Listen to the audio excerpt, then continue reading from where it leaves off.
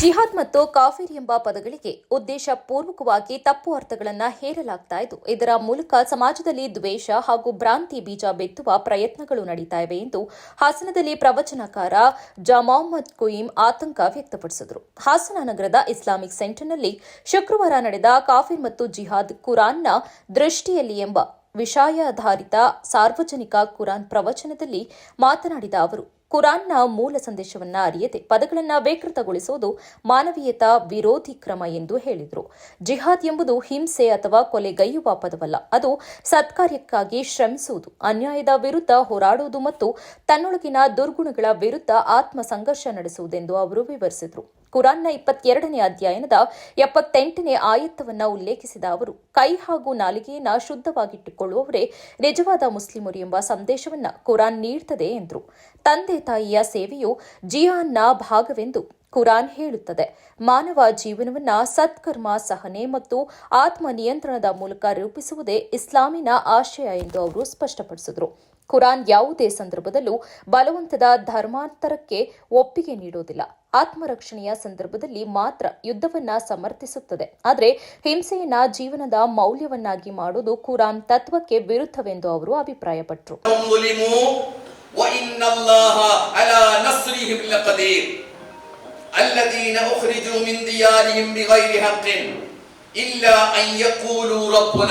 ಯುದ್ಧದ ಪ್ರಪ್ರಥಮ ಆದೇಶ ಇದು ಕುರಾನ್. ಯಾರ ವಿರುದ್ಧ ಯುದ್ಧ ನಡೆಸಲಾಗುತ್ತಿದೆಯೋ ಅವರ ವಿರುದ್ಧ ಯುದ್ಧ ಮಾಡಲಿಕ್ಕೆ ನಿಮಗೆ ಅನುಮತಿ ನೀಡಲಾಗಿದೆ. ಅರ್ಥ ಮಾಡಬೇಕು ನೀವು. ಅಂದ್ರೆ ನಿಮ್ಮ ವಿರುದ್ಧ ಯುದ್ಧ ನಡೆಯುತ್ತಾ ಇದೆ. ಮಕ್ಕಾದಲ್ಲಿ 13 ವರ್ಷಗಳ ಕಾಲ ಪ್ರವಾದಿಯವರ ಪ್ರವಾದಿತ್ವದ ನಂತರ ಅವರು ಕುರ್ಆನ್ನ ಸಂದೇಶವನ್ನು ಜನರಿಗೆ ಪರಿಚಯಿಸಿದ್ದಾರೆ. ಅವರು ದೈವಿಕ ಮಾರ್ಗದರ್ಶನವನ್ನು ಜನರಿಗೆ ಬೋಧಿಸಿದ್ದಾರೆ ಸದುಪದೇಶಗಳ ಮೂಲಕ, ಬಹಳ ಪ್ರೀತಿಪೂರ್ವಕವಾಗಿ. ಉದಯ ವರದಿ ಪತ್ರಿಕೆಯ ಸಂಪಾದಕ ವೆಂಕಟೇಶ್ ಮಾತನಾಡಿ, ಕುರಾನನ್ನು ಓದಿ ಅರ್ಥೈಸಿ ಅಧ್ಯಯನ ಮಾಡುವ ಮೂಲಕವೇ ಸಮಾಜದಲ್ಲಿ ಮೂಡಿರುವ ತಪ್ಪು ಕಲ್ಪನೆಗಳನ್ನ ನಿವಾರಿಸಬಹುದು. ತಿಳಿಯದೆ ಮಾತನಾಡುವುದಕ್ಕಿಂತ ತಿಳಿದು ಸಂವಾದ ನಡೆಸುವುದು ಇಂದಿನ ಅಗತ್ಯವೆಂದು ಹೇಳಿದರು. ಕನ್ನಡ ಅನುವಾದವನ್ನು ಕುರಾನ್ ಓದ್ಕೊಂಡಿಲ್ಲ.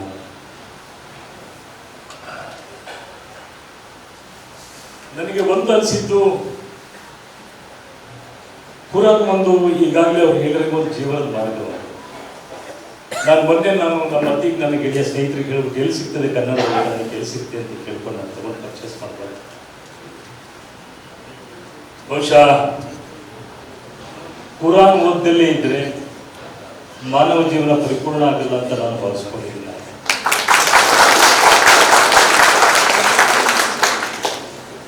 ನನಗೊಂದು ಕೊನೆಯದಾಗಿ ನಾನು ಕುರಾನ್ ಓದಿದ ನಂತರ ಒಂದು ತಿಳ್ಕೊಂಡಿದ್ದು,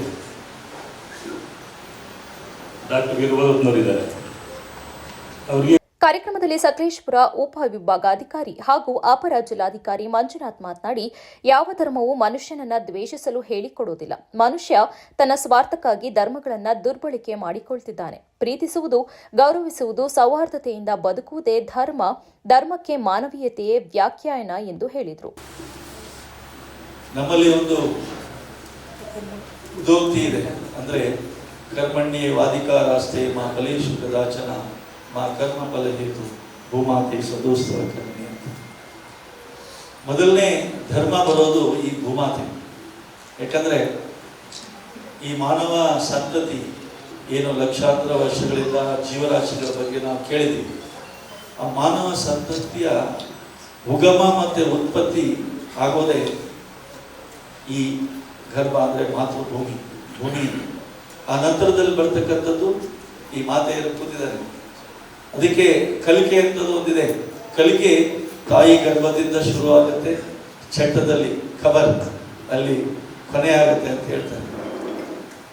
ಅಂದ್ರೆ ಮಾನವ ಜೀವರಾಶಿಯನ್ನು ಉತ್ಪತ್ತಿ ಮಾಡುವಂತ ಫ್ಯಾಕ್ಟ್ರಿ ಇಲ್ಲ, ರಕ್ತವನ್ನು ಉತ್ಪತ್ತಿ ಮಾಡುವಂತ ಫ್ಯಾಕ್ಟ್ರಿ ಇಲ್ಲ.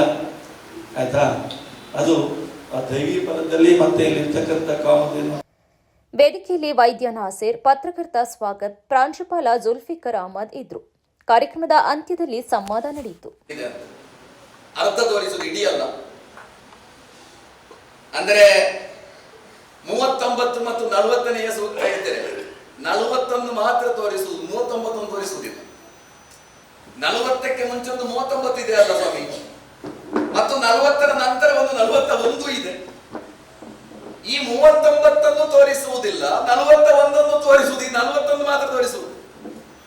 ನೋಡಿ, ಯುದ್ಧದ ಬಗ್ಗೆ ಅವತೀರ್ಣಗೊಂಡ ಪ್ರಪ್ರಥಮ ಸೂಕ್ತದಲ್ಲಿ ಏನಿದೆ? ಉದಿನ ಲಿಲ್ಲದೀನ ಯುಕಾತಲೂನ ಬಿಅನ್ನಹುಂ ظುಲಿಮೂ ವಇನ್ನಲ್ಲಾಹ ಅಲಾ ನಸ್ರಿಹಿಂ ಲಕದೀರ್ ಅಲ್ಲದೀನ ಉಖ್ರಿಜೂ ಮಿನ್ ದಿಯಾರಿಹಿಂ ಬಿಗೈರಿ ಹಕ್ಕಿನ್ ಇಲ್ಲಾ ಅನ್ ಯಕೂಲೂ ರಬ್ಬುನಲ್ಲಾಹ್. ಯುದ್ಧದ ಪ್ರಪ್ರಥಮ ಆದೇಶ ಇದು ಕುರಾನ್ನಲ್ಲಿ.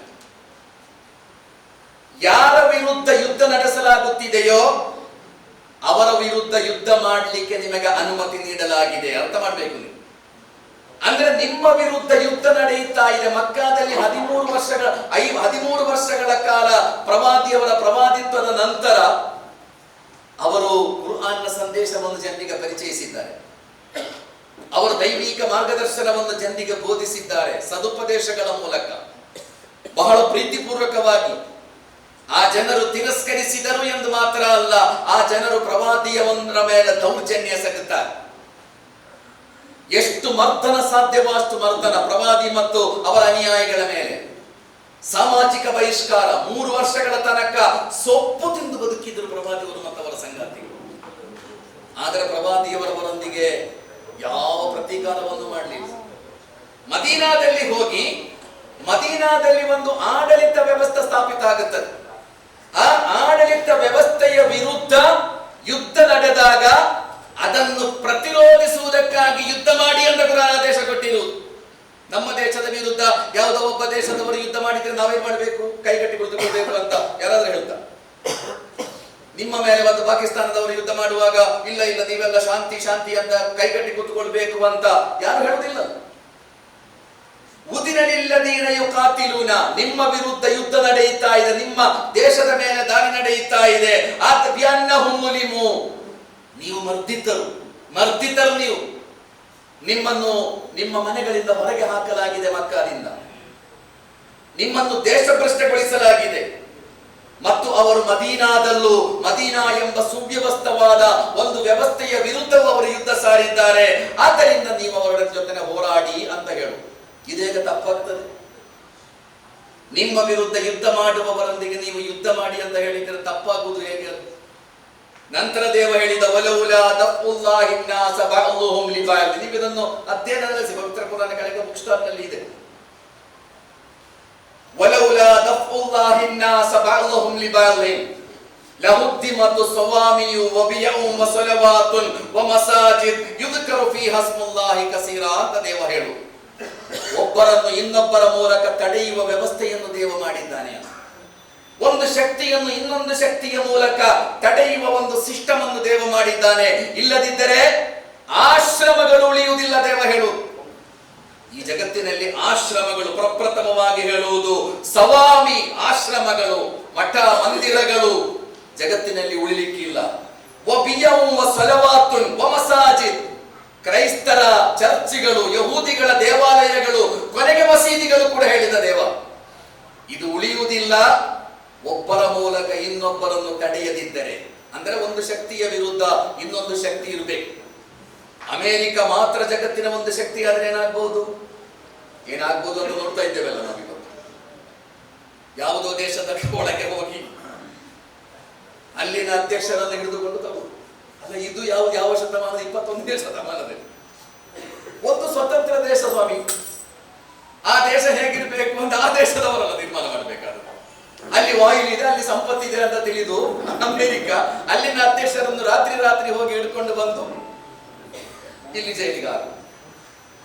ಇದು ಮಾತ್ರ ಅಲ್ಲ, ಒಂದೊಂದು ದೇಶದ ಮೇಲೆ 500% ಸುಂಕ ವಿಧಿಸು.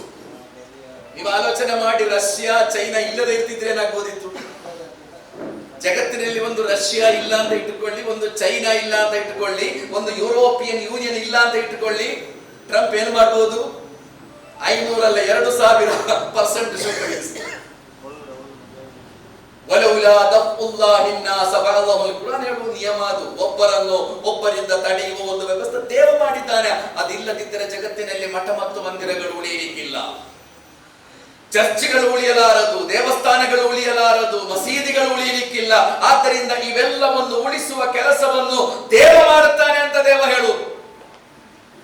ಆದ್ದರಿಂದ ನಿಮಗೆ ಯುದ್ಧಕ್ಕೆ ಅನುಮತಿ ಕೊಟ್ಟಿರುವುದು ಇದೆಲ್ಲವನ್ನು ಉಳಿಸುವುದಕ್ಕಾಗಿ, ಅಳಿಸುವುದಕ್ಕಾಗಿ ಅಲ್ಲ, ಇದೆಲ್ಲವನ್ನು ಉಳಿಸುವುದಕ್ಕಾಗಿ. ಆರಾಧನಾಲಯಗಳು ಜಗತ್ತಿನಲ್ಲಿ ಉಳಿಯಿವೆ, ಕ್ಷೋಭೆ ಮತ್ತು ಗೊಂದಲಗಳು ಭೂಮಿಯಲ್ಲಿ ಇರಬಾರದು, ಅದನ್ನು ಅಳಿಸುವುದಕ್ಕಾಗಿ ನೀವು ಯುದ್ಧ ಮಾಡಿ ಅಂತ ಕುರಾನ್ನಲ್ಲಿ ಸಹೋದರ ಯುದ್ಧದ ಆದೇಶ ಇರುವುದು.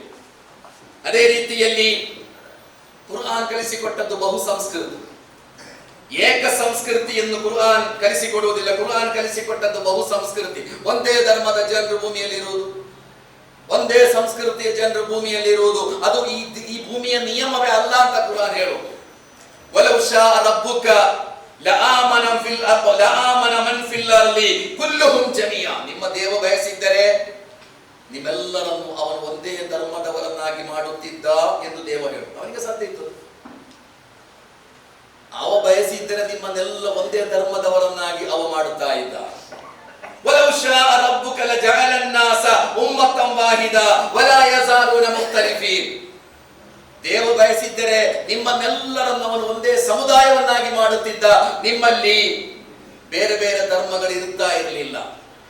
ಅಂದ್ರೆ ಜಗತ್ತಿನಲ್ಲಿ ಬಹು ಸಂಸ್ಕೃತಿ ಇರುವುದು, ಬೇರೆ ಬೇರೆ ಧರ್ಮದ, ವಿಶ್ವಾಸದ, ನಂಬಿಕೆಗಳ, ಆಚಾರಗಳ ಜನರಿರುವುದು ದೇವನ ನಿಯಮ ಅಂತ ಕುರಾನ್ ಹೇಳು. ದೇವನ ನಿಯಮ ಅದು. ವಲೌ ಶಾ ಅಲ್ಲಾಹು ಲಮಾ ಉಶ್ರಿಕು ಅಂತ ದೇವ ಹೇಳಿದ. ದೇವ ಬಯಸಿದ್ದರೆ ಈ ಜಗತ್ತಿನಲ್ಲಿ ಬಹುದೇವ ವಿಶ್ವಾಸಿಗಳು ಇರ್ತಾನೆ ಇರಲಿಲ್ಲ. ಅಂದರೆ ಈ ಜಗತ್ತಿನಲ್ಲಿ ಬಹುದೇವ ವಿಶ್ವಾಸಿಗಳಿರುವುದು ದೇವನ ನಿಯಮ, ಅವನ ಇಷ್ಟ, ಅದು ಅವ ಬಯಸಿದ್ದದು.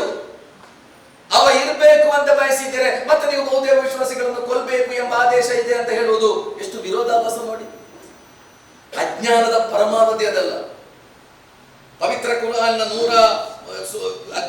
2ನೇ ಅಧ್ಯಾಯದ 191ನೇ ಸೂಕ್ತ, ಅದನ್ನು ಕೂಡ ನಂಬರ್ ಹಾಕಿ ಹೇಳುವವರಲ್ಲಿ ಇದ್ದಾರೆ ನಮ್ಮ ಕೆಲವು ರಾಜಕಾರಣಿಗಳು, ಕೆಲವು ಜನರನ್ನು ನೋಡಿಬಹುದು ಪಟ್ಟಿ.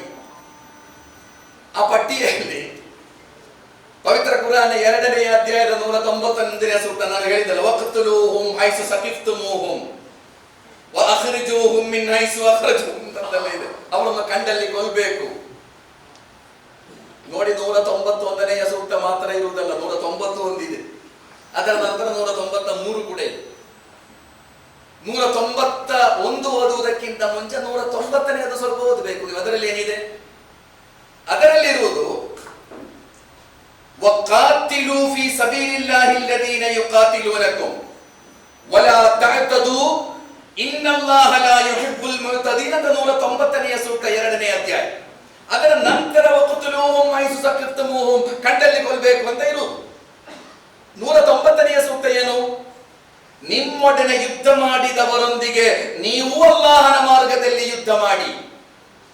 ನಿಮ್ಮೊಂದಿಗೆ ಯುದ್ಧ ಮಾಡಿದವರೊಡನೆ ನೀವು ಅಲ್ಲಾಹನ ಮಾರ್ಗದಲ್ಲಿ ಯುದ್ಧ ಮಾಡಿ. ವಲಾ ತಅತದು, ಅತಿಕ್ರಮ ಎಸಗಬೇಡಿ. ಇನ್ನಲ್ಲಾಹ ಲಾ ಯುಹಿಬ್ಬುಲ್ ಮುಅತದೀನ್, ಅತಿಕ್ರಮ ಎಸಗುವವರನ್ನು ಅಲ್ಲಾಹು ಇಷ್ಟಪಡುವುದಿಲ್ಲ. 3 ವಿಷಯ ಹೇಳಲಾಯಿತು. ಒಂದು, ಯುದ್ಧ ಮಾಡಬೇಕಾದದ್ದು ಅಲ್ಲಾಹನ ಮಾರ್ಗದಲ್ಲಿ. ನಿಮ್ಮ ಅಧಿಕಾರಕ್ಕಾಗಿ ನಿಮಗೆ ಅಧಿಕಾರ ಸಿಗಲಿಕ್ಕೆ, ನಿಮಗೆ ಸಂಪತ್ತು ಸಿಗಲಿಕ್ಕೆ ಅಲ್ಲ. ನೀವು ಯುದ್ಧ ಮಾಡಬೇಕಾದದ್ದು ದೇವನಿಗಾಗಿ. ದೇವನಿಗೆ ಯಾಕೆ ಯುದ್ಧ ಮಾಡಬೇಕು? ದೇವನಿಗೆ ಯುದ್ಧದ ಅಗತ್ಯ ಏನಿದೆ? ದೇವ ಅಂದ್ರೆ ಯಾರು? ದೇವ ಅಂದ್ರೆ ಮುಸ್ಲಿಮನಿಗೆ ಒಬ್ಬ ದೇವ, ಹಿಂದೂಗಳಿಗೆ ಇನ್ನೊಬ್ಬ ದೇವ, ಕ್ರೈಸ್ತರಿಗೆ ಬೇರೊಬ್ಬ ದೇವ ಇಲ್ಲಲ್ಲ. ಹಾಗೆ ಇರ್ತಿದ್ರೆ ನಾವೆಲ್ಲ ಹೀಗೆ ಒಂದೇ ರೀತಿಯಾಗಿದ್ದೇವೆ. ಎಲ್ಲರ ಕಣ್ಣು, ಎಲ್ಲರ ಮೂಗು, ಎಲ್ಲರ ಹಾರ್ಟ್, ಎಲ್ಲರ ಕಿಡ್ನಿ ಎಲ್ಲ ಸಮಾನ ಅಲ್ಲ, ಬೇರೆ ಬೇರೆ ಯಾವುದಿಲ್ಲ. ಯಾವ ಡಾಕ್ಟರ್ ಒಂದಿಗೆ ನೀವು ಹೋದ್ರೆ ಬಳಿ ಎಲ್ಲರದ್ದು ಒಂದೇ, ಬ್ಲಡ್, ರಕ್ತ ಎಲ್ಲರದ್ದು ಒಂದೇ ಇರುವುದು. ಯಾಕೆಂದ್ರೆ ನಮ್ಮನ್ನೆಲ್ಲ ಸೃಷ್ಟಿಸಿದ ದೇವ ಒಬ್ಬನೇ ಇರುವುದು, ಒಬ್ಬನೇ ದೇವ ಇರುವುದು. ಮುಸ್ಲಿಮರಿಗೊಂದು ಬೇರೆ ದೇವ, ಹಿಂದೂಗಳನ್ನೆಲ್ಲ ಬೇರೆ ಯಾವುದೊಬ್ಬ ದೇವ ಸೃಷ್ಟಿಸಿದ್ದು. ಹಾಗಾದ್ರೆ ನಾವು ಹೀಗೆ ಒಂದೇ ಆಗಿರ್ಲಿಕ್ಕೆ ಸಾಧ್ಯವೇ ಇರ್ತಿರ್ಲಿಲ್ಲ. ಆದ್ದರಿಂದ ನಿಮ್ಮನ್ನೆಲ್ಲರನ್ನೂ ಸೃಷ್ಟಿಸಿದ ದೇವ, ಆ ದೇವರಿಗಾಗಿ ಯುದ್ಧ ಮಾಡಿ ಅಂದರೆ ವಲೌಲಾ ದಫ್ಉಲ್ಲಾಹಿ الناس بعضهم لبعض لفسدت الارض. ನೀವು ದೇವರ ಮಾರ್ಗದಲ್ಲಿ ಯಾಕೆ ಯುದ್ಧ ಮಾಡಬೇಕೆಂದರೆ ಕೆಲವರನ್ನು ಕೆಲವರ ಮೂಲಕ ತಡೆಯದೇ ಇದ್ದರೆ ಜಗತ್ತಿನಲ್ಲಿ ಕ್ಷೋಭೆಯುಂಟಾದೀತು, ಕ್ಷೋಭೆಯುಂಟಾಗಬಹುದು. ಅದು ದೇವಗಳು. ಅದಕ್ಕೆ ನೀವು ದೇವರ ಮಾರ್ಗದಲ್ಲಿ ಹೋರಾಡಿ. ಇಲ್ಲಾ ತಫ್ಅಲೂಹು ತಕುನ್ ಫಿತ್ನತುನ್ ಫಿಲ್ ಅರ್ಲಿ ವ ಫಸಾದುನ್ ಕಬೀರ್. ನೀವು ಕೆಲವರನ್ನು ತಡೆಯದಿದ್ದರೆ ಅವರು ಭೂಮಿಯಲ್ಲಿ ಕ್ಷೋಭೆಯುಂಟು ಮಾಡುತ್ತಾರೆ, ಅವರು ಮನುಷ್ಯರ ಬದುಕನ್ನು ಹಾಳು ಮಾಡುತ್ತಾರೆ. ಅದಕ್ಕೆ ನೀವು ಯುದ್ಧ ಮಾಡಿ ಅಂತ ಹೇಳಿದ್ರು. ಯುದ್ಧ ದೇವರ ಮಾರ್ಗದಲ್ಲಿ ಮಾತ್ರ ಆಗಬೇಕು. ನೀನು ಯುದ್ಧ ಮಾಡು, ನಿನಗೆ ಸಾಮ್ರಾಜ್ಯ ಸಿಗುತ್ತದೆ ಎಂದು ಕೂಡ ಎಲ್ಲೂ ಹೇಳಿಲ್ಲ. ಯುದ್ಧ ಮಾಡು ನೀನು, ನಿನಗೆ ಭೂಮಿಯ ಒಂದು ಧರ್ಮ ಗ್ರಂಥದಲ್ಲಿ ಇದೆ, ನೀನು ಗೆದ್ದರೆ ಭೂಮಿಯ ರಾಜ್ಯಭಾರವನ್ನು ಭೋಗಿಸುವೆ ಅಂತ ಒಂದು ಧರ್ಮ ಗ್ರಂಥದಲ್ಲಿ ಇದೆ. ಹಾಗೆ ಕೂಡ ಹೇಳಲಿಲ್ಲ ನೀನು ಯುದ್ಧ ಮಾಡು ನಿನಗೆ ರಾಜ್ಯ ಸಿಗ್ತದೆ ಅಂತ. ನೀವು ಯುದ್ಧ ಮಾಡಿ ದೇವನ ಸಂಪ್ರೀತಿಗೆ ಅಂತ. ಇದು ದೇವನ ಸಂಪ್ರೀತಿಗೆ ಅಂದರೆ ದೇವನಿಗೆ ಯಾಕೆ ಯುದ್ಧ ಬೇಕು ಅಂದರೆ ದೇವನ ಭೂಮಿಯಲ್ಲಿ ಜನರು ನೆಮ್ಮದಿಯಿಂದ ಬದುಕುವುದಕ್ಕಾಗಿ ನೀವು ಹೋರಾಟ ನಡೆಸಿ. ಎರಡನೆಯದು ನಿಬಂಧನೆ ಹೇಳುವುದು, ನಿಮ್ಮೊಂದಿಗೆ ಯುದ್ಧ ಮಾಡಿದವರೊಂದಿಗೆ ಮಾತ್ರ ನೀವು ಯುದ್ಧ ಮಾಡಬೇಕು. ನಿಮ್ಮೊಂದಿಗೆ ಯಾರು ಯುದ್ಧ ಮಾಡುತ್ತಾ ಇದ್ದಾರೋ ಅವರೊಂದಿಗೆ ಮಾತ್ರ ಯುದ್ಧ ಮಾಡಿ ಅಂತ ಕುರಾನ್ ಆದೇಶ ಇರುವುದು. ಮೂರನೆಯದು ವಲಾ ತಅತದೂಹ, ಯುದ್ಧ ಮಾಡುವಾಗಲೂ ಅತಿಕ್ರಮ ಎಸಗಬೇಡಿ. ಹಜರತ್ ಅಲಿ ಅಂತ ಪ್ರವಾದಿಯವರ ಆಪ್ತ ಸಂಗಾತಿ ಒಂದು ಯುದ್ಧದ ಸಂದರ್ಭದಲ್ಲಿ ವೀರಾವೇಶದಿಂದ ಹೋರಾಟ ನಡೆಯುತ್ತಾ ಇದೆ ಯುದ್ಧ ಭೂಮಿಯಲ್ಲಿ. ತನ್ನ ಎದುರಾಳಿಯನ್ನು ಕೊಲ್ಲುವ ಸಂದರ್ಭ, ಅವನನ್ನು ಖಡ್ಗದಿಂದ ಹೀಗೆ ಖಡ್ಗ ಬೀಸುವಾಗ ಆ ಮನುಷ್ಯ ಏನು ಮಾಡಿದ ಅಂದರೆ ಮುಖಕ್ಕೆ ಉಗುಳಿ ಬಿಟ್ಟ ಅಂತ ಅಲಿ ಇಬ್ನ್ ಅಬಿ ತಾಲಿಬರ ಮುಖಕ್ಕೆ ಹೀಗೆ ಉಗುಳಿ ಬಿಟ್ಟ. ಯುದ್ಧ ಭೂಮಿಯಲ್ಲಿ ತನ್ನ ಶತ್ರುವನ್ನು ಹಜರತ್ ಅಲಿ ಬಿಟ್ಟು ಕೊನೆಯ ಕ್ಷಣ ಅವನನ್ನು ಕೊಲ್ಲಬೇಕಾದ ಸಂದರ್ಭದಲ್ಲಿ ಅವನನ್ನು ಬಿಟ್ಟು ಖಡ್ಗವನ್ನು ಎಸೆದು ಅಲಿ ದೂರ ಹೋಗಿ ನಿಲ್ಲುತ್ತಾರೆ. ಆಶ್ಚರ್ಯ ಜನರಿಗೆಲ್ಲ, ಯುದ್ಧ ಭೂಮಿಯಲ್ಲಿ ಖಡ್ಗ ಎಸೆದು ಅಲಿ ಯಾಕೆ ದೂರ ಹೋಗಿ ನಿಂತಿದ್ದಾರೆ? ಅಲಿ ಅಂದರೆ ಅಪ್ರಥಮ ಹೋರಾಟಗ. ಜನರು ಕೇಳಿದ್ರಲ್ಲ, ಏನ್ ಮಾಡ್ತಾ ಇದ್ದೀರಾ? ಅಲಿ ಇಬ್ನ್ ಅಬಿ ತಾಲಿಬ್ ಹೇಳಿದ್ರು, ನಾನು ಅವನನ್ನು ಕೊಲ್ಲಲು ಬಯಸಿದ್ದು, ಅವನೊಂದಿಗೆ ಯುದ್ಧ ಮಾಡುತ್ತಾ ಇದ್ದದ್ದು ದೇವನ ಸಂಪ್ರೀತಿಗಾಗಿ. ಅವನು ನನ್ನ ಮುಖಕ್ಕೆ ಉಗುಳಿದಾಗ ನನಗೆ ಅವನ ಮೇಲೆ ಕೋಪ ಬಂತು. ಆ ಕೋಪದಿಂದ ಅವನನ್ನು ನಾನು ಕೊಂದರೆ ನನ್ನ ಮೇಲೆ ಪಾಪ ಆಗುತ್ತದೆ ಎಂದು ಅಲಿ ಇಬ್ನ್ ಅಬಿ ತಾಲಿಬ್ ಹೇಳುತ್ತಾರೆ. ಇಷ್ಟು ದೊಡ್ಡ ಪಾಠ ಇದು. ನಾನು ಅವನನ್ನು ಕೊಲ್ಲಬೇಕೆಂದು ಬಯಸಿದ್ದು ನನ್ನ ಉದ್ದೇಶಕ್ಕಲ್ಲ, ಅವನ ಮೇಲಿರುವ ಹಗತನದಿಂದಲೂ ಅಲ್ಲ, ಅವ ಸಮಾಜದಲ್ಲಿ ಉಂಟು ಮಾಡುವ ಕ್ಷೋಭೆಗಳಿಗಾಗಿ ಅವನನ್ನು ಕೊಲ್ಲಲು ಬಯಸಿದ್ದೆ. ಆದರೆ ನನ್ನ ಮುಖಕ್ಕೆ ಅವನು ಉಗುಳಿದಾಗ ನನಗೆ ಕೋಪ ಬಂತು. ಆ ಕೋಪದಲ್ಲಿ ನಾನು ಅವನನ್ನು ಕೊಂದು ಬಿಟ್ಟರೆ ಅದು ಬಹಳ ದೊಡ್ಡ ಪಾಪ ಆಗ್ತದೆ, ನಾನು ಪಾಪಿ ಆಗ್ತೇನೆ. ನನಗೆ ಆ ಮಾರ್ಗದರ್ಶನ ಇಲ್ಲ ದೇವರಿಂದ, ಆದ್ದರಿಂದ ನಾನು ಬಿಟ್ಟು ಬಿಟ್ಟೆ. ಸಹೋದರರೇ, ಕುರಾನ್ ಕಲಿಸಿಕೊಟ್ಟಿರುವ ಯುದ್ಧದ ನೈತಿಕತೆ ಅದು. ಇದೆಲ್ಲ ಅರ್ಥ ಮಾಡಬೇಕಲ್ಲ ನಾವು.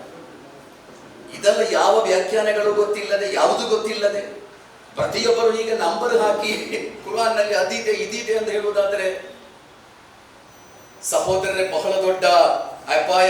ಪವಿತ್ರ ಕುರಾನ್ ನಲ್ಲಿ ನೀವು ಮುಸ್ಲಿಮೇತರರೊಂದಿಗೆ ಸಂಬಂಧ ಇಟ್ಟುಕೊಳ್ಬೇಡಿ ಅಂತ ಒಂದಾಯಿತು.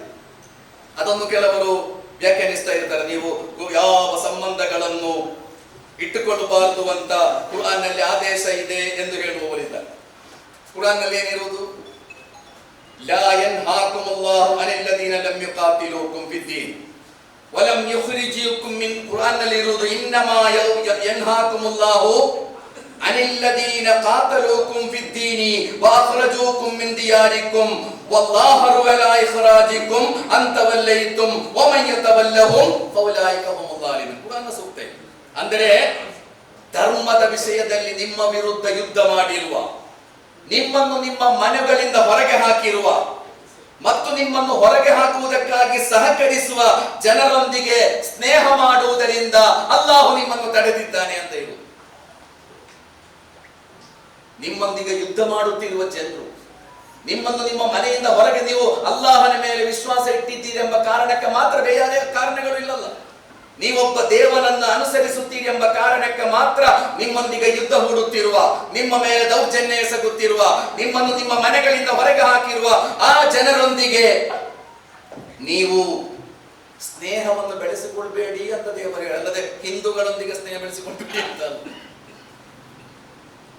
ಸಹೋದರರೇ, ಕುರ್ಆನನ್ನು ಈ ರೀತಿಯಲ್ಲಿ ಇದರ ಒಂದೊಂದು ಸೂಕ್ತಗಳನ್ನು ನೀವು ಬಹಳ ಮುಕ್ತವಾಗಿ ಅರ್ಥ ಮಾಡುವುದಾದರೆ, ಯುದ್ಧಕ್ಕೆ ಹೊರಟು ನಿಂತ ಸೈನಿಕರೊಂದಿಗೆ ಪ್ರವಾದಿಯವರು ಕೊಟ್ಟ ಆದೇಶ. ಒಂದು ಸೈನ್ಯ ಯುದ್ಧಕ್ಕೆ ಹೊರಡುವಾಗ ಆ ಸೈನಿಕರಿಗೆ ಕೊಡುವ ಕೊಟ್ಟಿರುವ ಆದೇಶ ಏನೆಂದರೆ ಮಹಿಳೆ ಮತ್ತು ಮಕ್ಕಳ ಮೇಲೆ ಕೈ ಮಾಡಬಾರದು. ಯುದ್ಧದ ನಿಯಮ ಇದು.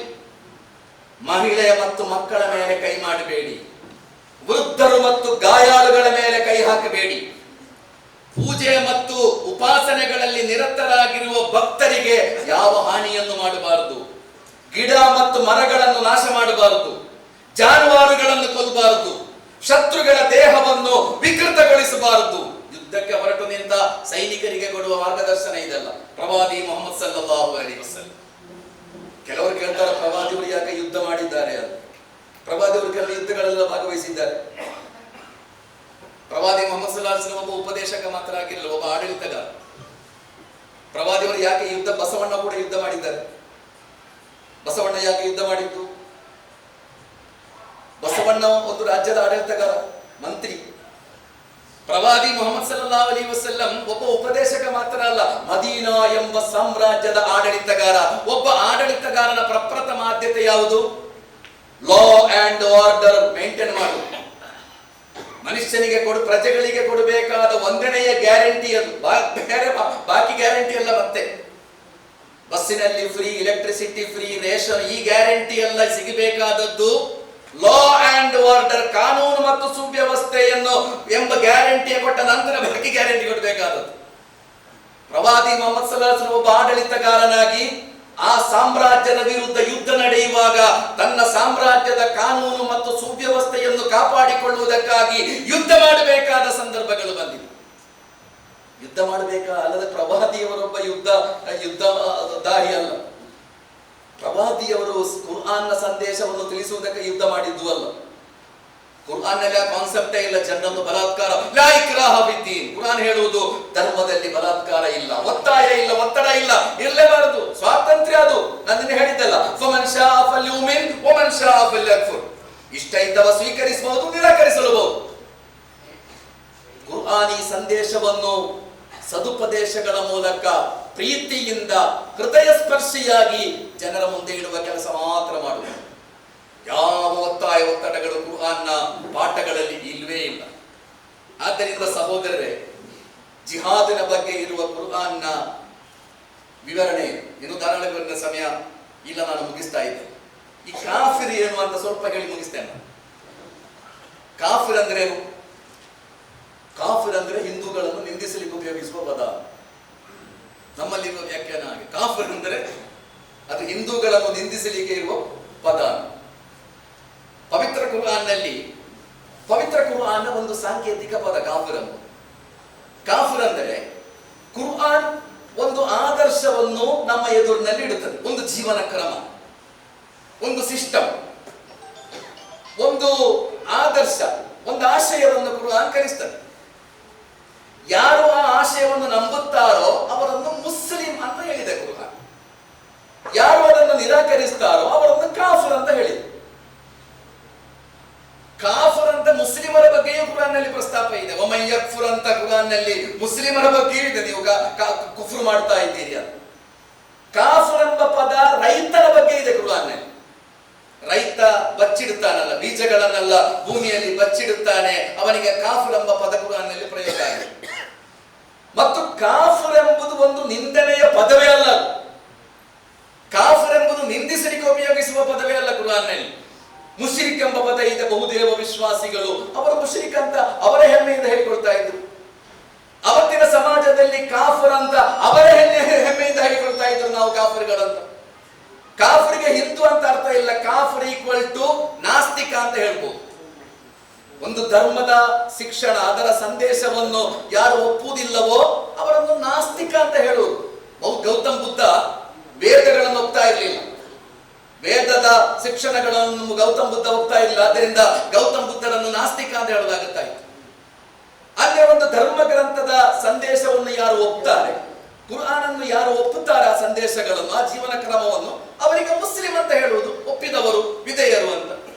ಯಾರು ಅದನ್ನು ನಿರಾಕರಿಸ್ತಾರೆ ಅವರನ್ನು ಕಾಫಿರ್ ಅಂತ ಹೇಳುವುದು, ನಿರಾಕರಿಸಿದವರು ಅಂತ. ಮತ್ತು ಕುರ್ಆನ್ ಅವತೀರ್ಣಗೊಂಡ ಕಾಲದಲ್ಲಿ 6ನೇ ಶತಮಾನದಲ್ಲಿ ಕುರ್ಆನ್ ಅವತೀರ್ಣ ಆಗುವುದು. 6ನೇ ಶತಮಾನದಿಂದ 18ನೇ ಶತಮಾನದ ತನಕವೂ ಕಾಫಿರ್ ಎಂಬುದು ಒಂದು ನಿಂದನೆಯಾಗಿದೆ ಅಂತ ಜಗತ್ತಿನಲ್ಲಿ ಯಾರು ಹೇಳಿರಲಿಲ್ಲ. 19ನೇ ಶತಮಾನದಲ್ಲಿ ಪಾಶ್ಚಾತ್ಯರು ಕೆಲವು ನೋವೆಲ್ಗಳಲ್ಲಿ, ಕೆಲವು ಕಾದಂಬರಿಗಳಲ್ಲಿ ದುರುದ್ದೇಶದಿಂದ ಕಾಫುರಿ ಎಂಬ ಪದವನ್ನು ನಿಂದನೆಯ ಪದ ಅಂತ ಪ್ರಯೋಗ ಆಗುವುದೇ 19ನೇ ಶತಮಾನದಲ್ಲಿ. 6ನೇ ಶತಮಾನದಲ್ಲಿ ಕುರಾನ್ ಕುಲ್ ಯಾ ಅಯ್ಯುಹಲ್ ಕಾಫಿರುನ್ ಅಂತ ಇದೆ ಕುರಾನಲ್ಲಿ. ಅರಬಿ ಭಾಷೆ ಬಲ್ಲವರೊಂದಿಗೆ ನೀವು ಕೇಳಿ ನೋಡಿ, ಅಯ್ಯುಹ ಎಂಬ ಪದ ಉಪಯೋಗಿಸುವುದೇ ರೆಸ್ಪೆಕ್ಟೆಡ್ ಆಗಿ, ಅತ್ಯಂತ ಗೌರವದ ಸೂಚಕವಾಗಿ ಯಾ ಅಯ್ಯುಹ ಅಂತ ಕೂಡ ಅರಬಿಯಲ್ಲಿ ಹೇಳೋದು. ಆ ಪದ ಉಪಯೋಗಿಸಿ ಯಾ ಅಯ್ಯುಹಲ್ ಕಾಫಿರೂನ್ ಅಂತ ಕುರಾನ್ನಲ್ಲಿ ಇದೆ. ಕಾಫಿರುಗಳೇ ಅಂತ ದೇವ ಹೇಳುವುದು, ರೆಸ್ಪೆಕ್ಟ್ ಆಗಿ ಹೇಳುವುದು, ನಿಂದಿಸುವುದಲ್ಲ. ಅದು ಕುರಾನ್ನಲ್ಲಿ ಯಾವ ನಿಂದನೆಯೂ ಇಲ್ಲ. ಯಾರು ಈ ಸತ್ಯ ಈ ಸಂದೇಶವನ್ನು ಒಪ್ಪುವುದಿಲ್ಲ, ನಿರಾಕರಿಸ್ತಾರೆ, ಅವರನ್ನು ಕುರಾನ್ನಲ್ಲಿ ಕಾಫಿರ್ ಅಂತ ಹೇಳಲಾಗಿದೆ. ಅದು ಖಂಡಿತ ನಿಂದನೆ ಅಲ್ಲ, ಅದು ತಿರಸ್ಕಾರ ಅಲ್ಲ. ಕುರಾನ್ನಲ್ಲಿ ಅಂತಹ ಒಂದು ನಿಂದನೆ ಇಲ್ವೇ ಇಲ್ಲಲ್ಲ. ಕುರಾನ್ನಲ್ಲಿ ಇರುವುದು ಎಲ್ಲರನ್ನು ಗೌರವಿಸುವ ಪಾಠ. ನಾನು ಹೇಳಿದ್ದಲ್ಲ, 24 ಯುದ್ಧಗಳ ಆಯತ್ತು ಬಿಟ್ಟರೆ 1000 ಗಟ್ಟಲೆ ಸೂಕ್ತಗಳಿರುವುದು ಜನರನ್ನು ಪ್ರೀತಿಸುವ, ಗೌರವಿಸುವ, ಜನರನ್ನು ರಕ್ಷಣೆ ಮಾಡುವ ಈ ಪಾಠಗಳನ್ನು ಮಾತ್ರ ಕುರಾನ್ನಲ್ಲಿ ಕಲಿಸಿಕೊಡಲಾಗಿದೆ. ಆದ್ದರಿಂದ ಸಹೋದರರೇ, ಇದನ್ನೆಲ್ಲ ತಿಳಿಯುವ ಪ್ರಯತ್ನ ನಾವು ಮಾಡಬೇಕು. ನಾನು ಮುಗಿಸ್ತಾ ಇದ್ದೇನೆ. ಇತ್ತೀಚೆಗೆ ಕೇರಳದಲ್ಲಿ ದಿವ್ಯಾ ಎಸ್ ಅಯ್ಯರ್ ಅಂತ ಒಬ್ಬರ IAS ಆಫೀಸರ್ ಇದ್ದಾರೆ. ಸರ್ಕಾರದ ಬಹಳ ಉನ್ನತ ಹುದ್ದೆಯಲ್ಲಿರುವವರು. ಅವರೊಂದು ವೇದಿಕೆಯಲ್ಲಿ ಜಿಹಾದ್ನ ಬಗ್ಗೆ ಮಾತಾಡಿದರು. ಜಿಹಾದ್ ಅಂದರೆ ಹೋರಾಟ ನಿರತ ಬದುಕು ಅಂತ ಅವರು ವ್ಯಾಖ್ಯಾನಿಸಿದರು. ಜಿಹಾದ್ ಅಂದರೆ ಪವಿತ್ರವಾದ, ಅವರಿಗೆ ಯಾವ ಅಗತ್ಯವೂ ಇರಲಿಲ್ಲ.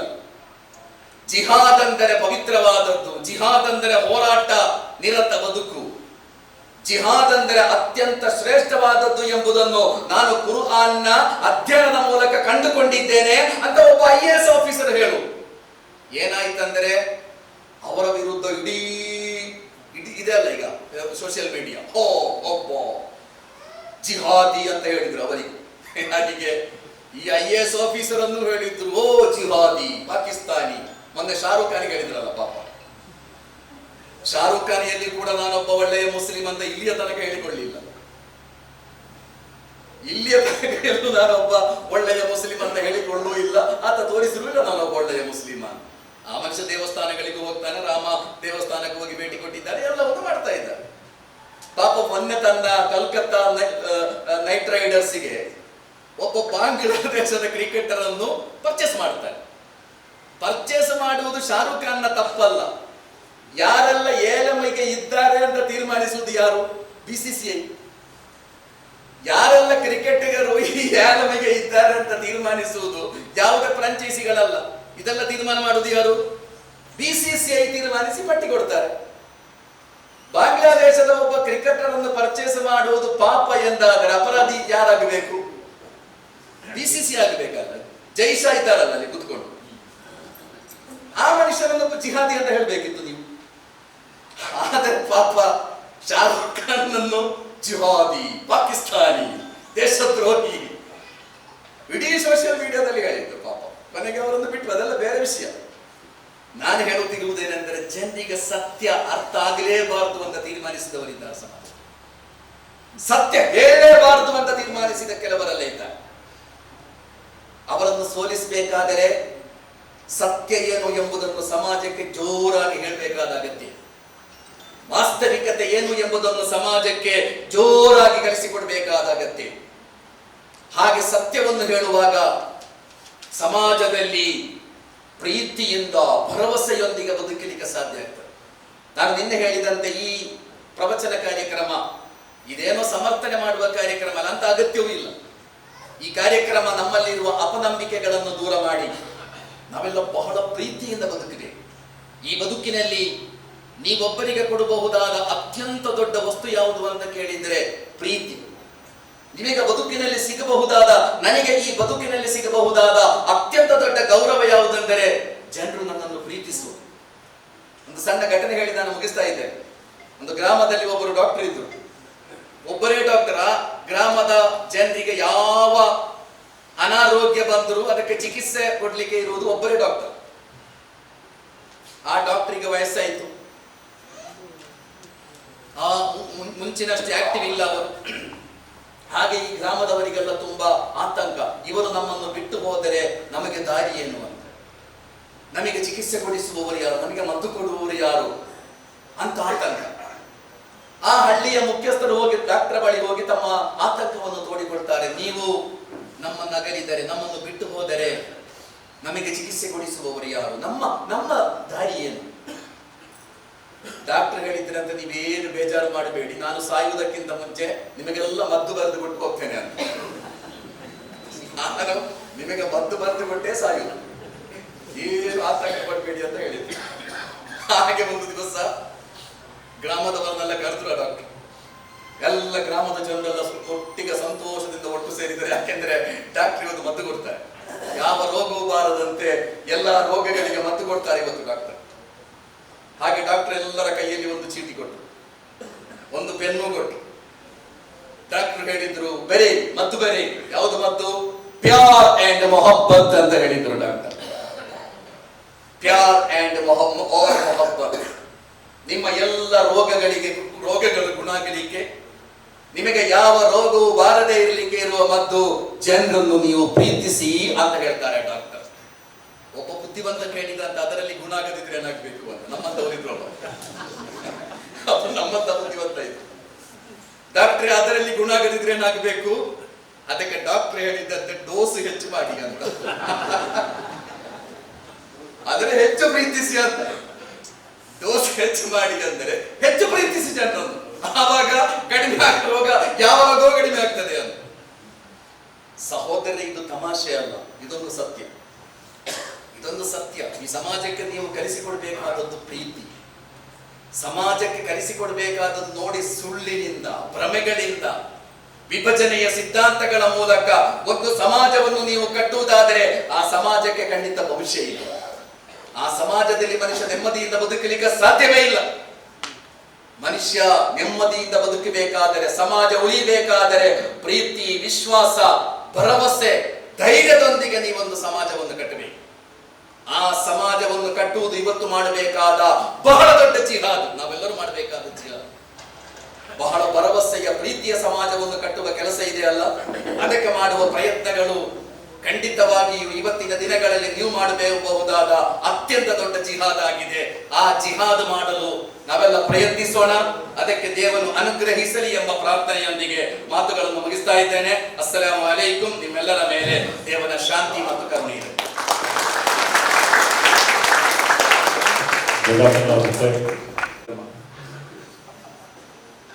ನಾನೇ ಮಾತಾಡಬೇಕು ಅಂತ ಹೇಳ್ಬಿಟ್ಟು ನಾನು ತಗೊಂಡಿದ್ದೆ 5 ನಿಮಿಷ. 10 ನಿಮಿಷ ತಗೊಳಕ್ ಹೋದ್ರೆ 5 ನಿಮಿಷ ತಗೊಳ್ತೀನಿ.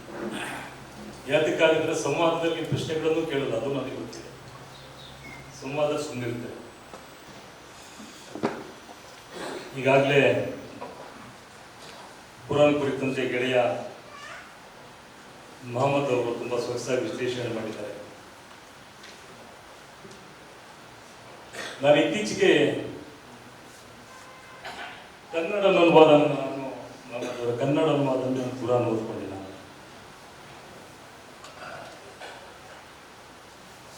ನನಗೆ ಒಂದು ಅನಿಸಿದ್ದು, ಕುರಾನ್ ಒಂದು ಈಗಾಗಲೇ ಅವ್ರು ಹೇಳಿರೋ ಒಂದು ಜೀವನದ ಮಾರ್ಗ. ಮೊನ್ನೆ ನಮ್ಮ ಅತ್ತಿಗೆ ನನ್ನ ಗೆಳೆಯ ಸ್ನೇಹಿತರಿಗೆ ಹೇಳಿ ಎಲ್ಲಿ ಸಿಗ್ತದೆ ಕನ್ನಡದಲ್ಲಿ, ನನಗೆ ಎಲ್ಲಿ ಸಿಗ್ತದೆ ಅಂತ ಕೇಳ್ಕೊಂಡು ನಾನು ತಗೊಂಡು ಪರ್ಚೇಸ್ ಮಾಡ್ತಾರೆ. ಬಹುಶಃ ಕುರಾನ್ ಓದ್ದಲ್ಲೇ ಇದ್ರೆ ಮಾನವ ಜೀವನ ಪರಿಪೂರ್ಣ ಆಗಲ್ಲ ಅಂತ ನಾನು ಭಾವಿಸ್ಕೊಂಡಿದ್ದೀನಿ.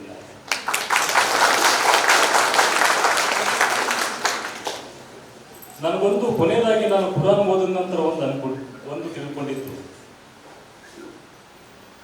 ಡಾಕ್ಟರ್ ವೀರಭದ್ರಪ್ಪನವರಿದ್ದಾರೆ, ಅವರಿಗೆ ಉಲ್ಲೇಖ ಮಾಡಿ ನಾನು ಹೇಳ್ತೀನಿ. ನಮ್ಮಲ್ಲಿ ಸಾಕಷ್ಟು ಜನರಿಗೆ ನಮ್ಮ ಇಸ್ಲಾಮಿನ ಬಗ್ಗೆ, ಕುರಾನ್ ಬಗ್ಗೆ ನಿಷ್ಪಕ್ಷಪಾತವಾಗಿ ಓದ್ಕೊಂಡಿಲ್ಲ. ಹಾಗಾಗಿ ನಾವು ಅನಗತ್ಯವಾಗಿ ವಿಶ್ಲೇಷಣೆ ಮಾಡ್ತಾ ಇದ್ದೀವಿ.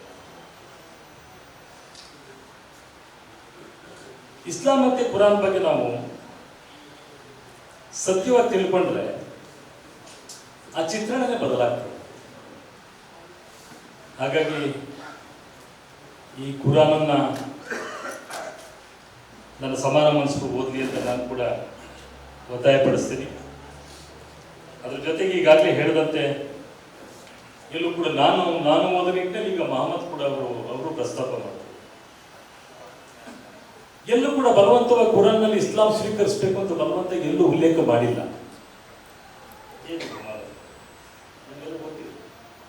ಸಾಕಷ್ಟು ಜನ ಗೊತ್ತು, ಎಲ್ಲೂ ಕೂಡ ಉಲ್ಲೇಖ ಮಾಡಿಲ್ಲ.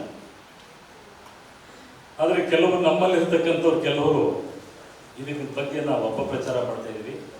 ಈ ಬಗ್ಗೆ ನಾನು ಅನ್ಕೊಂಡ ಮಟ್ಟಿಗೆ ಕೇವಲ ಕುರಾನ್ ಪ್ರವಚನ ಕಾರ್ಯಕ್ರಮ ಕೇವಲ ಒಂದು ದಿವಸ 2 ದಿವಸ ಮಾಡುವಂಥದ್ದು. ನಾವು ರೆಗ್ಯುಲರ್ ಆಗಿ ನಮ್ಮ ಜೊತೆ ನಾವು ಸೇರ್ಕೊಳ್ತೀವಿ. ನಿಮ್ಮ ಜೊತೆ ಪ್ರತಿ ಹಂತದಲ್ಲಿ ಇದು ಚರ್ಚೆ ಆಗಲಿ. ಕುರಾನ್ ಮತ್ತು ಇಸ್ಲಾಂ ಧರ್ಮದ ಬಗ್ಗೆ ಒಂದು ಚರ್ಚೆ ಆಗಲಿ. ಡೆಮಾಕ್ರಸಿ ಸೆಟಪ್ ಚರ್ಚೆ ಆದಂತ ಅದಕ್ಕೊಂದು ಉತ್ತರ ಸಿಗ್ತದೆ. ಹಾಗಾಗಿ ಇದನ್ನು ನಿರಂತರವಾಗಿ ನಾವು ಮಾಡೋಣ ಅಂತ ಹೇಳ್ಬಿಟ್ಟು ನಾನು ನಿಮ್ಮೆಲ್ಲರೂ ನಾನು ಕೈ ಮುಗಿದು ಪ್ರಾರ್ಥನೆ ಮಾಡ್ತೀನಿ. ನಾನು ಅವರಿಗೆ ಒಬ್ಬರು ಮಾತ್ರ ಕುರಾನ್ ಇಲ್ಲ, ಇಡೀ ಸಮಾಜದಲ್ಲಿ ಕುರಾನ್ ಇದೆ ಅಂತ ನಾನು ಭಾವಿಸ್ಕೊಂಡಿದ್ದೀನಿ. ಇಷ್ಟೊಂದು ಹೇಳ್ತಾ ಈಗಾಗಲೇ ಅಪಪ್ರಚಾರದಲ್ಲಿ ನಮ್ಮ ತುಂಬಾ ಜನ ಸ್ನೇಹಿತರು ಅಪಪ್ರಚಾರ ತೊಡಗಿದ್ರು. ಸ್ವಾಗತ ಬಂದ ತಕ್ಷಣ ಹೇಳಿದೆ, ಸಿಕ್ಕಾಪಟ್ಟೆ ಅಪಪ್ರಚಾರ ಮಾಡ್ತಾ ಇದ್ರು. ಬೆಳಗ್ಗೆ ಟಿವಿ ನೋಡಿದ ತಕ್ಷಣ ಮತ್ತೆ ಇನ್ನೊಬ್ಬರು ಬರ್ತಾರೆ, ಇನ್ನೊಬ್ಬರು ಬರ್ತಾರೆ.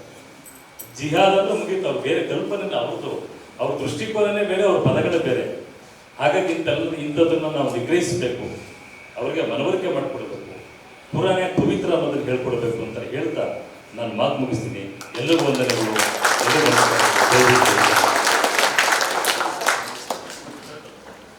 2 ದಿನಗಳ ಸತತವಾಗಿ ಇಸ್ಲಾಂ ಧರ್ಮದ ಪವಿತ್ರ ಗ್ರಂಥ ಕುರಾನ್ ಒಂದು ಪಠಣ ಮತ್ತು ಅಧ್ಯಯನದ ಬಗ್ಗೆ ಹಲವಾರು ಸಂಪನ್ಮೂಲ ವ್ಯಕ್ತಿಗಳು, ಧರ್ಮಗುರುಗಳು, ಸಮಾಜಮುಖಿಯಲ್ಲಿರ್ತಕ್ಕಂಥ ಉತ್ತಮವಾದಂಥ ವಾಗ್ಮಿಗಳು, ಸಾಹಿತಿಗಳು ಮತ್ತು ಸಂಘರ್ಷದ ಹಾದಿಯಲ್ಲಿರ್ತಕ್ಕಂಥ ಮಹಾನುಭಾವರು ತಮಗೆಲ್ಲ ಈ ಬೋಧನೆಯ ಔಚಿತ್ಯ ಮತ್ತು ವಿಶೇಷಗಳ ಬಗ್ಗೆ ತಿಳಿಸುತ್ತಿದ್ದಾರೆ. ಇವತ್ತು ಈ ವೇದಿಕೆ ಮೇಲೆ ಆಸಕ್ತರಾಗಿರ್ತಕ್ಕಂಥ ಎಲ್ಲ ಗಣ್ಯಮಾನರಿಗೆ, ಧರ್ಮಗುರುಗಳಿಗೆ ಮತ್ತು ನನ್ನ ಆತ್ಮೀಯರು, ಸ್ನೇಹಿತರಿಗೆ ನನ್ನ ನಮನಗಳನ್ನು ತಿಳಿಸ್ತಾ, ಈ ವೇದಿಕೆ ಮುಂಭಾಗದಲ್ಲಿ ಅಪಾರ ಸಂಖ್ಯೆಯಲ್ಲಿ ಆಸಕ್ತರಾಗಿರ್ತಕ್ಕಂಥ ಎಲ್ಲ ಅಮ್ಮಂದಿರು, ನನ್ನ ಸನ್ಮಿತ್ರರು ಮತ್ತು ಹಿರಿಯರು, ತುಂಬ ಜನ ಹಿರಿಯರಿದ್ದಾರೆ, ತಿಳಿದಿರುವುದಿದ್ದಾರೆ, ಆತ್ಮೀಯರಿದ್ದಾರೆ, ಮತ್ತು ಎಲ್ಲ ಸಭಿಕರು ಮತ್ತು ಪತ್ರಕರ್ತ ಬಂಧುಗಳು ಮತ್ತು ಈ ಧರ್ಮದ ವಿಚಾರವನ್ನು ವೈಚಾರಿಕ ಪ್ರತಿಭೆಯಲ್ಲಿ ಅದನ್ನು ಹೊತ್ತೊಯ್ತಿರ್ತಕ್ಕಂಥ ಸಾಧಕರು, ತಮ್ಮೆಲ್ಲರಿಗೂ ಸಹ ನಾನು ಶುಭ ಸಂಜೆಯ ನಮಸ್ಕಾರಗಳನ್ನು ತಿಳಿಸ್ತಾ ಇದ್ದೇನೆ. ನಮ್ಮಲ್ಲಿ ಒಂದು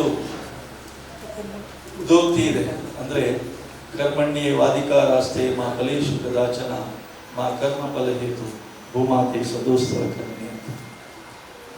ಮೊದಲನೇ ಧರ್ಮ ಬರೋದು ಈ ಭೂಮಾತೆ.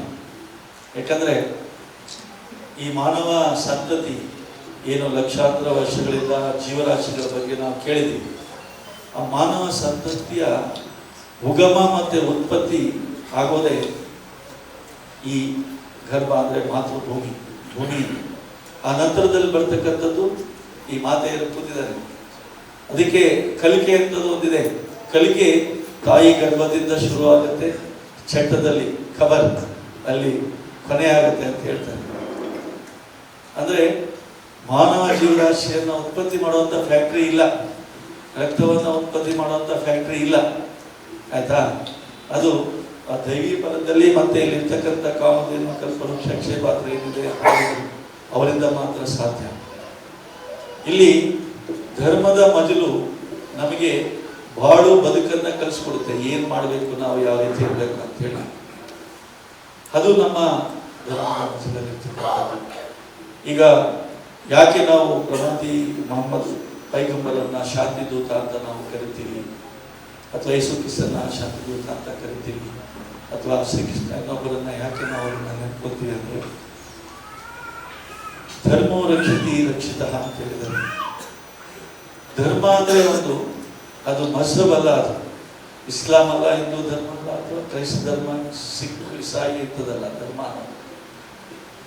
ನಾವು ಆ ಪಂಗಡದಲ್ಲಿ, ಅಂದರೆ ಆ ಮಾನವೀಯತೆ ಪಂಗಡದಲ್ಲಿ ನಾವು ಏನನ್ನ ಮಾಡ್ತಿದ್ದೀವಿ. ಈಗ ಉಳ್ಳವನಿದ್ರೆ ಕೊಟ್ಟು ತಗೊಳ್ಳೋವಂಥದ್ದು. ಇಸ್ಲಾಂದಲ್ಲೂ ಅದಿದೆ, ಜಕಾತ್ ಅಂತ ತಾವು ಹೇಳ್ತೀರಿ ಅಲ್ಲ, ಜಕಾತ್. ಆ ಜಕಾತ್ ಕೊಡದೇ ಇರುವಂಥವನು ಮನುಷ್ಯನೇ ಅಲ್ಲ, ಬಹಳ ಮುಖ್ಯ. ನಾವು ತಿನ್ನೋ ಅನ್ನದಲ್ಲಿ 2 ಅಗಲಾದ್ರೂ ಹೊರಗಡೆ ಇಟ್ಟು ಮತ್ತೆ ನಾವು ತಿಂತೀವಿ. ಯಾಕಂದ್ರೆ ಬೇರೆ ಜೀವರಾಶಿ ನಮಗೆ ಬಂದರೆ ಅದು ತಿನ್ನಲಿ, ಅದು ನೆಂಜಲಾಗಬಾರ್ದು ಅಂತ ಹೇಳ್ತೀವಿ. ಆ ರೀತಿಯಲ್ಲಿ ಕುರಾನ್ ಅನ್ನೋದು ನಮ್ಮ ಧರ್ಮದ ಜೀವನ ಶೈಲಿ, ನಮ್ಮ ಮಕ್ಕಳಿಗೆ ಮತ್ತೆ ಸಂತತಿಗೆ, ಮುಂದಿನ ಪೀಳಿಗೆ ಯಾವ ರೀತಿ ಮಾದರಿ ಆಗಬೇಕು ಅನ್ನೋ ಒಂದು ವಿಷಯಗಳನ್ನ ಹೇಳ್ಕೊಡುತ್ತೆ. ಅದರಲ್ಲಿ ಆಯಾತ್ಗಳಂತ ಹೇಳ್ತೀವಿ ನಾವು, ಬೇರೆ ಬೇರೆ ಇದರಲ್ಲಿ ಶ್ಲೋಕ ಅಂತ ಹೇಳ್ತೀವಿ, ಪ್ರತಿಯೊಂದು ಹೇಳ್ತೀವಿ. ಅಂದ್ರೆ ನಾನು ಮನುಷ್ಯನಾಗಿ ಹುಟ್ಟಿದ ಮೇಲೆ, ಮೊದಲೇ ಹೇಳ್ದಿ ಕರ್ಮಣ್ಯವಾದ, ಅಂದ್ರೆ ಈ ಭೂಮಿ ಮೇಲೆ ನಾನು ಹುಟ್ಟಿದ ಮೇಲೆ ನನಗೆ ಅಲ್ಲಾ ಇರ್ಬೋದು ಅಥವಾ ದೇವರು ಇರ್ಬೋದು ಒಂದು ಕರ್ತವ್ಯನ ಕೊಡ್ತಾನೆ. ಆ ಕರ್ತವ್ಯವನ್ನ ಯಾವ ರೀತಿ ನಾನು ಮಾಡ್ಬೇಕು ಅನ್ನೋದು ಬಹಳ ಮುಖ್ಯ. ನನ್ನ ಹುಟ್ಟು ಪರಿವಾರದಲ್ಲಿ ಆಗುತ್ತೆ, ತಾಯಿ ತಂದೆ ಬದಲು.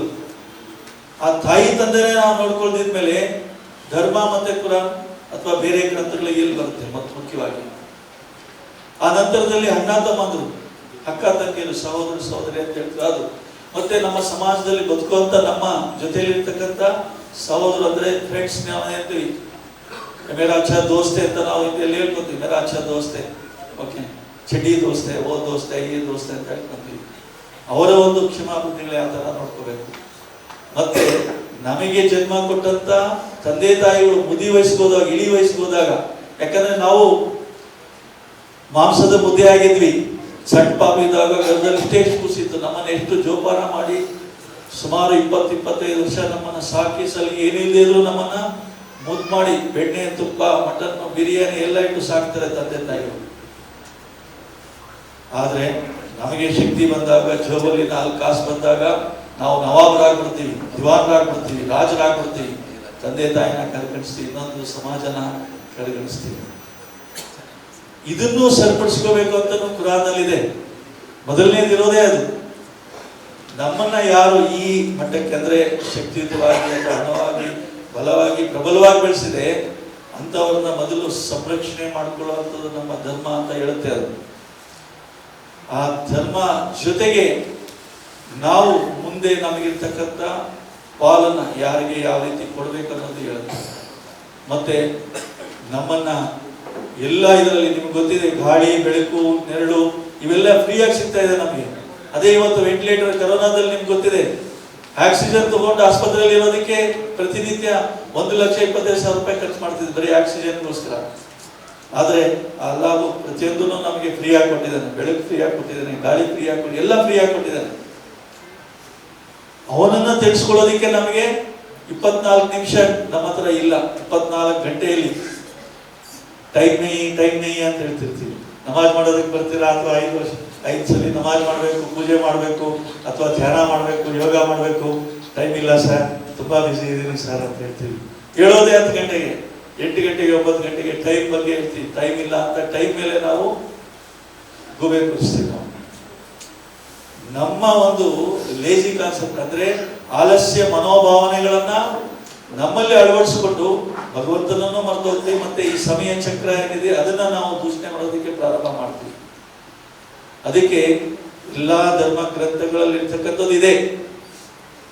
ನಮ್ಮಲ್ಲಿ ಬ್ರಾಹ್ಮಿ ಮಹೋತ್ಸವ ಅಂತೀವಿ.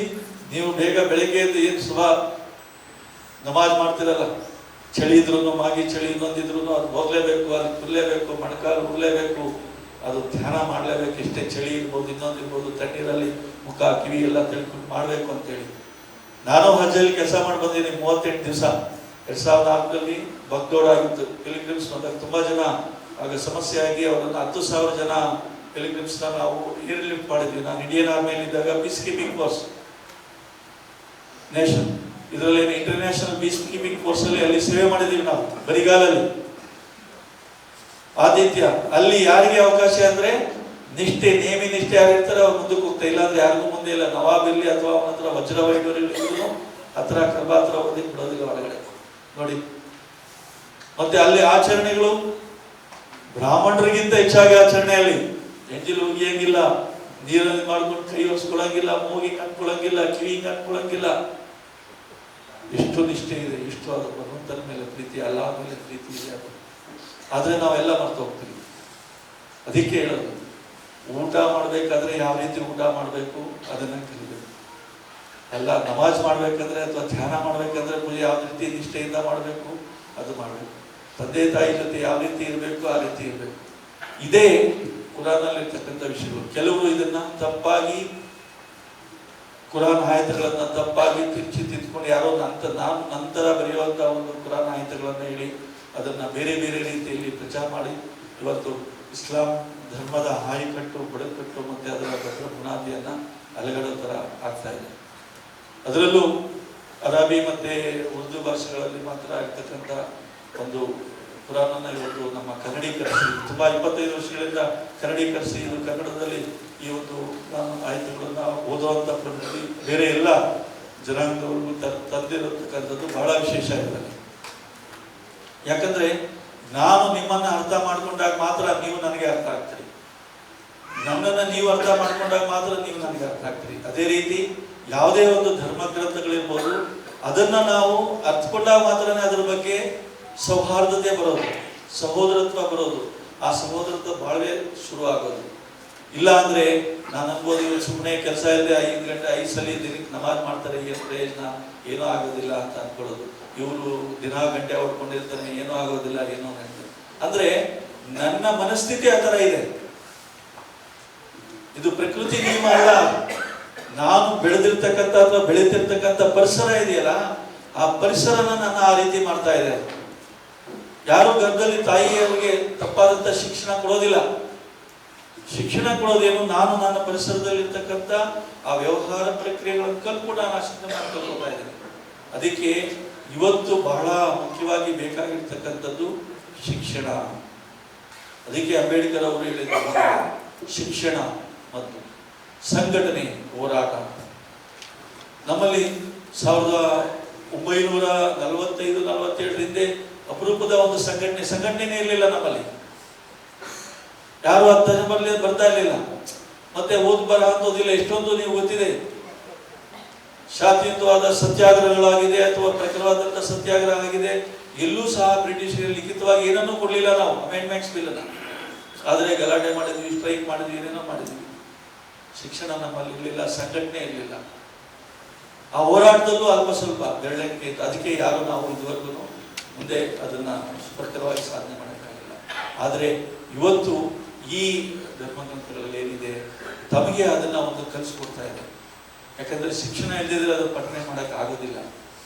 ಮತ್ತೆ ಎಲ್ಲ ಒಂದು ಸಂಘಟನೆ ಇಲ್ಲದಿದ್ರೆ ಒಂದ್ ಕಡೆ ಕೂತ್ಕೊಂಡು ಆಸಕ್ತಿ ಬರೋದಿಲ್ಲ. ಅದು ಬೇರೆಯವ್ರು ನೋಡಿ ಅವ್ರು ಹೋಗ್ತಾ ಇದ್ರೆ ನಾನು ಹೋಗೋಣ ನಡಿ ಅಂತ ಮಸೀದಿಗೆ ಹೋಗ್ಬೇಕು, ನಾನು ನಮಾಜ್ ಮಾಡ್ಬೇಕು ಅಂತ ಮನಸ್ಥಿತಿ ಬರ್ತಾ ಇದೆ. ಇಲ್ಲಾಂದ್ರೆ ಅದು ಬರ್ತಾ ಇರಲಿಲ್ಲ. ಬಂದ್ ನೋಡಿ 4 ಜನ ಇದ್ರು ಬಿಡು, ಯಾರು ಬರ್ತಾ ಇಲ್ಲ, ನಾನು ಹೋಗ್ಬೇಕು ಅಂತ ಇದೇ ಮಾಡ್ತೀವಿ. ನಾವು ಸಮಾಜಮುಖಿಯಾಗಿ ಯಾವಾಗ ಒಂದು ಜನಸಾಗರವಾಗಿ ಬರೋದಕ್ಕೆ ಪ್ರಾರಂಭ ಮಾಡ್ತೀವಿ, ಆ ಶಿಕ್ಷಣ ಸಂಘಟನೆ ಹೋರಾಟದಿಂದ ಇಂಥ ಒಂದು ಪ್ರಖರವಾದಂಥ ಬದಲಾವಣೆಗಳು ಸಾಧ್ಯ ಆಗುತ್ತೆ. ಮತ್ತೆ ಸಮಾಜದಲ್ಲಿ ಅನ್ಯ ಮನಸ್ಕಾಂತದಲ್ಲಿ ಇದೆಯಲ್ಲ, ಪ್ರಿಜುಡೈಸ್ ಅನ್ನೋದಂತೀವಿ ನಾವು, ಅನ್ಯಕ್ರಾಂತತೆ ಮನಸ್ಸಲ್ಲಿ, ಆ ಪ್ರಿಜುಡೈಸ್ ಗ್ಯಾಪ್ ಕಡಿಮೆ ಆಗ್ತಾ ಹೋಗ್ತಾ ಇರುತ್ತೆ. ಯಾಕಂದ್ರೆ ಅದರ ಬಗ್ಗೆ ಅಕ್ಕಪಕ್ಕ ಇದ್ದಾಗ ನಾವು ತಿಳ್ಕೊಂತೀವಿ. ಇಲ್ಲ ಅಂದ್ರೆ ಮನೆಯಲ್ಲಿ ಇರ್ತಕ್ಕಂಥ ಕಿಟಕಿದು ಅದೇ ಒಂದು, ಬಾಗಿಲದೇ ಒಂದು, ಈ ತರ ಬಾಗಿಲ ಯಾವಾಗಲೂ ಹಾಕೊಂಡಿರ್ತೀವಿ, ಬೆಳಕನ್ನ ಬರೋದೇ ಕೊಡೋದಿಲ್ಲ, ಲೈಟ್ ಆನ್ ಮಾಡ್ಕೊಂಡಿರ್ತೀವಿ ನಾವು, ಸ್ಕ್ರೀನ್ ಹಾಕೊಂಡು ಎಲ್ಲ ಇದ್ರು, ಬಾಗಿಲು ಕಿಟಕಿ ಇದ್ರೂ ಸಹ ಮುಚ್ಕೊಂಡಿರ್ತೀವಿ. ಇವತ್ತಿನ ಪರಿಸ್ಥಿತಿ ಅದೇ ತರ ಇದೆ. ನಮಗೆ ಎಲ್ಲ ಹೊರಗಡೆ ಹೋಗಿ ಎಲ್ಲರ ಜೊತೆ ಬೆರೆಯೋದಿಕ್ಕೆ ಅವಕಾಶ ಇದೆ. ಆದ್ರೆ ಯಾರೋ ಒಂದು ನಮಗೆ ಹೋಗ್ಬೇಡ ಅಥವಾ ಮಾಡಬೇಡ, ಇದನ್ನ ಮಾಡಬೇಡ ಅನ್ನೋದಕ್ಕೋಸ್ಕರ ನಾವೆಲ್ಲ ನಮ್ಮನ್ನ ನಾವು ಸೆಗ್ರಿಗೇಟ್ ಮಾಡ್ಕೊಂಡಿದ್ದೀವಿ, ಒಂದು ಒಳಗಡೆ ಹಾಕೊಂಡು ಕೂಡ ಹಾಕೊಂಡಿದ್ದೀವಿ ನಾವು. ಅದಕ್ಕೆ ತಪ್ಪು ಅಭಿಪ್ರಾಯಗಳು ಮನಸ್ಸಿಂದ ಮನಸ್ಸಿಗೆ, ಮನದಿಂದ ಮನೆಗೆ ಆಗ್ತಾ ಇದೆ. ಇದು ಇವತ್ತಿನ ಸಮಾಜದಲ್ಲಿ ನಾವು ಕೇವಲ ಕುರಾನ್ ಪಠನೆ ಅಥವಾ ಇದರ ಒಂದು ಪ್ರಖರತೆ ತಿಳ್ಕೊಳ್ಳೋದು ಮಾತ್ರ ಅಲ್ಲ, ಇದರ ಜೊತೆಗೆ ಸಮನ್ವಯ ಆಧಾರ ಇರಬೇಕು. ಮತ್ತೆ ಸಮಾಜಮುಖಿಯಾಗಿ ನಾವು ಇತರ ಜೊತೆಗೆ ಯಾವ ರೀತಿ ಸಹಬಾಳ್ವೆ ಮಾಡಿ ಮುಂದಕ್ಕೆ ಹೋಗ್ಬೇಕು ಅನ್ನೋದು, ಅದು ಧರ್ಮ ಅಂತ ಹೇಳ್ತೀವಿ ನಾವು. हाथ से हाथ मिलाएंगे, दूसरों का लेके साथ में चलेंगे, तब जब खुदा देता है तो छप्पर पार के देता है. ಇದು ಇದೆ, खुदा देता है. हम सिखाने नहीं आए, सीखने आए. तो सीखने के लिए हम लोग आना चाहिए, सिखाने के लिए नहीं. सिखाने के लिए बहुत कुछ है हमारे पास. 24 घंटे में हर एक चीज हमें एक छोटा छोटा बातों में हमको सिखाते हैं, लेकिन हम सीखने के लिए हैं. जब हम सीखने के लिए रहेंगे तो सिखाने के लिए कुछ नहीं बचेगा। तो सीखने वाला होना चाहिए। ಕಲಿಕೆ ಪ್ರತಿಯೊಂದನ್ನು ಬದಲಾವಣೆ ಮಾಡುತ್ತೆ. ಇವತ್ತು ಈ ಸಮಾಜದಲ್ಲಿ ಕಲಿಕೆ ಅನ್ನೋದು ತುಂಬಾನೇ ಬದಲಾವಣೆ ಮಾಡ್ತಾ ಇದೆ. ಅದಕ್ಕೆ ನೀವು ಮಾಡ್ತಿರ್ತಕ್ಕಂಥ ಇವತ್ತು ಪ್ರಖರವಾದಂಥ ಕೆಲಸ ಸಮಾಜಮುಖಿಯಾಗಿ ಈ ಕಲಿಕೆಯನ್ನ ನೀವು ಕಲಿಸ್ಕೊಟ್ಟಿದ್ದೆ ಆದರೆ ತುಂಬಾ ಉತ್ತಮವಾದಂಥ ಉದಾಹರಣೆಗಳನ್ನ ಹಾಸನದ ಜನತೆ ಮೂಲಕ ನೀವು ಪ್ರಪಂಚಕ್ಕೆ ಒಂದು ಮಾದರಿಯಾಗಿ ಕೊಡಬಹುದು. ಇವತ್ತು ವಿಶೇಷವಾಗಿ ಹೆಚ್ಚಿನ ಸಂಖ್ಯೆಯಲ್ಲಿ ತಾವೆಲ್ಲ ಇಲ್ಲಿ ಬಂದಿದ್ದೀರಿ. ಈ ಒಂದು ಸಮೂಹ ಒಂದು ಉತ್ತಮವಾದಂಥ ಸಂದೇಶವನ್ನ ಈ ಸಮಾಜಕ್ಕೆ ಕೊಟ್ಟಿದ್ದೆ ಆದರೆ ನಾವು ಯಾರು ಕೆಟ್ಟವರಲ್ಲ, ತಪ್ಪಲ್ಲ, ಆದರೆ ಅರ್ಥ ಮಾಡ್ಕೊಳ್ಳೋ ತಪ್ಪು ಅನ್ನೋ ಒಂದು ಸಂದೇಶವನ್ನ ಈ ವೇದಿಕೆ ಮೂಲಕ ಕೊಡಬಹುದಾಗಿದೆ. ಅದನ್ನ ಮಾಡಬಹುದು. ಹಲವಾರು ವಿಷಯಗಳಿದೆ, ಆದರೆ ಹಲವಾರು ಜನ ಮಾತಾಡೋದ್ರಿಂದ ನನಗೆ ತಿಳಿದ ಮಟ್ಟಿಗೆ ನನ್ನ ಅಭಿಪ್ರಾಯಗಳನ್ನು ಮಾತ್ರ ಇಲ್ಲಿ ಹೇಳಿದ್ದೀನಿ. ಯಾಕಂದ್ರೆ ನಾನು ಎಲ್ಲ ಬಲ್ಲವನಲ್ಲ, ಸ್ವಲ್ಪ ಬಲ್ಲವನಿಂದ ನನ್ನ ಅಭಿಪ್ರಾಯಗಳನ್ನು ಮಾತ್ರ ತಿಳಿಸೋದ್ರಿಂದ ಯಾರೋ ಅನ್ಯತಾ ಭಾವಿಸಬಾರ್ದಾಗಿ. ಮತ್ತೆ 2 ದಿವಸದಿಂದ ನನಗೆ ತುಂಬ ಬರಬೇಕು ಅಂತ ನನ್ನ ತುಂಬ ಕರೆದಿದ್ರು ಅವರು. ನನಗೆ ಕೆಲಸದ ಒತ್ತಡದಿಂದ ಟೈಮ್ ಇಲ್ಲ ಅಂತ ಹೇಳಿಲ್ಲ, ಅವರಿಗೆ ಕೆಲಸ ಇದೆ ಬರ್ತೀನಿ ಅಂತ ಹೇಳಿ. ನಾನು ಟೈಮ್ ಇಲ್ಲ ಅಂತ ಹೇಳೋದಿಲ್ಲ, ಒತ್ತಡದಿಂದ ಬರಲಿಲ್ಲ. ಅದಕ್ಕೆ ಇವತ್ತು ಬರಲೇಬೇಕು ಅಂತ ಬಂದಿರೋದ್ರಿಂದ ತಮ್ಮನ್ನೆಲ್ಲ ನೋಡಿ ತುಂಬಾನೇ ಖುಷಿ ಆಯಿತು. ಯಾಕಂದ್ರೆ ಆಸಕ್ತರಲ್ಲಿದ್ದೀರಿ. ಯಾರು ಕಾಟಾಚಾರಕ್ಕೆ ಬಂದಿರೋ ಮುಖಭಾವಗಳು ಯಾರ ಹತ್ರ ಇಲ್ಲ. Face is the index of mind. ನಾವೆಲ್ಲ ಫೇಸನ್ನು ನೋಡ್ತೀವಿ. ಹಾಗಾಗಿ ಈ ಕಾರ್ಯಕ್ರಮ ಒಂದು ಯಶಸ್ವಿ ಕಾರ್ಯಕ್ರಮ ಆಗಿದೆ ಅಂತ ಒಂದು ಭಾವನೆಯನ್ನ ನಿಮ್ಮ ಒಗ್ಗಟ್ಟು ತಿಳಿಸ್ತಾ ಇದೆ. ಇದಕ್ಕೆ ನಾನು ಜಿಲ್ಲಾಡಳಿತದಿಂದ ಸರ್ಕಾರದಿಂದ ನಾನು ಅಭಿನಂದನೆಗಳನ್ನು ತಿಳಿಸ್ತಾ ಇದ್ದೇನೆ. ಧನ್ಯವಾದಗಳು. ನಮಸ್ಕಾರ. ಸರ್ವಧರ್ಮೀಯರ ನಡುವೆ ತಿಳಿಸುವಂತಹ ಈ ಕಾರ್ಯವನ್ನು ಶ್ಲಾಘಿಸಿ ತಮ್ಮದೇ